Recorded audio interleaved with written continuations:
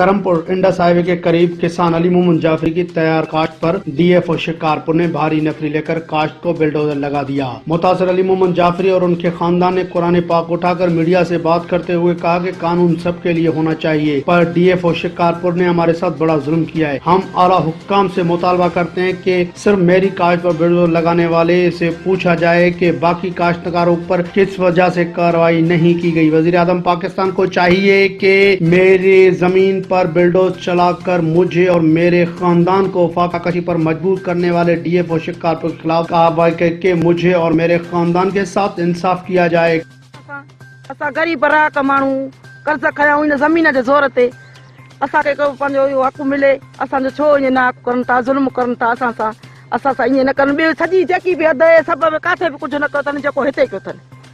हिते इनन के किया यो लगो आ जो यो करे वियानी था बस असा के पंजो हक करे दिन असा गरीब मिस्किन असा इन जमीन जे जोर ते असा राक मानू कर्ज खयानी ये क्यानी भाणी बिजनी असा निनानी बा त ज़ाहिर असा इतो ही लाइंदासे न असा बी त कान नौकरी न कमाई न चा कुछ भी कोने को असा इतो ही लाइंदासे अब असा के मेहरबानी करे पंजो केटीएन में पंजो एलियान करे बुधाए चवन असा सा यो जुल्म छो कयो थन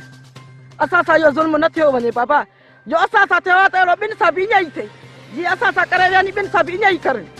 तो पो असा के चंदासे त असा सा थियो बिन सब थियो आ छो इन असा गरीबन सा न करने बा असा गरीब असा अची करे पंजी राती पकियूं कयूं रा कहूं गरीब असा कर्ज हिनी जमीन जो ज़रूरत कयाऊं वताऊं ज़ाहिर असा इतो ही लाइंदासे न बा बी त असा के का नाम दुनिया न छाई असा के पंजो हक करे दिन